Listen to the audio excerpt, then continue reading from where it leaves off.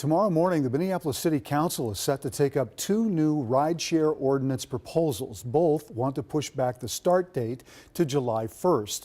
One also aligns closer with a state-backed study on what rideshare drivers should be paid for the job.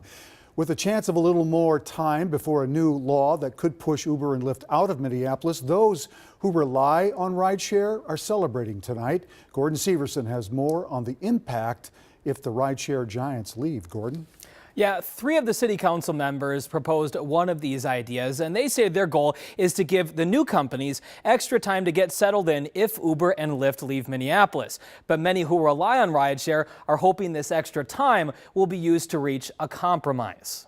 My name is Michael Sack. As a member of the Minneapolis Advisory Committee on People with Disabilities, Michael Sack is worried about Lyft and Uber leaving Minneapolis. If both companies leave, it would create more stress on metro mobility. He's happy to hear Minneapolis City Council members have announced plans to extend the start date of the city's new rideshare ordinance. He's hoping all sides will use that extra time to reach a compromise. To provide more time to get this done correctly. The Metropolitan Airport Commission is also hopeful for a, quote, solution in the coming days that works for drivers, their companies, and our communities. I think that just makes good sense. Angie Whitcomb with Hospitality Minnesota is also hoping for a deal. Her group represents more than 180,000 employees in the metro, and she says about 40% of those employees rely on rideshare services every day. Now is not the time, as we're still in recovery mode, as a tourism and hospitality destination,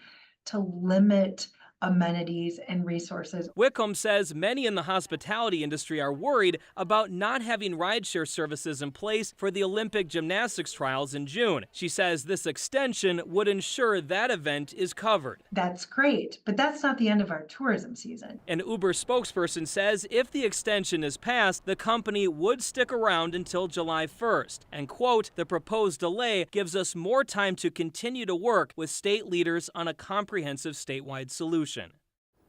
Now, between these two proposals, 5 Minneapolis City Council members seem to at least agree on this idea of pushing this new ordinance out until July 1st. There are 13 members on the City Council total, so there's a good chance this idea will go through. We'll be there tomorrow morning starting at 9:30, and we'll bring you the updates throughout the day. All right, Gordon, thanks. In the rush of the news, Uber and Lyft are ready to leave Minneapolis. City leaders say 3 new rideshare companies have applied to operate in the city.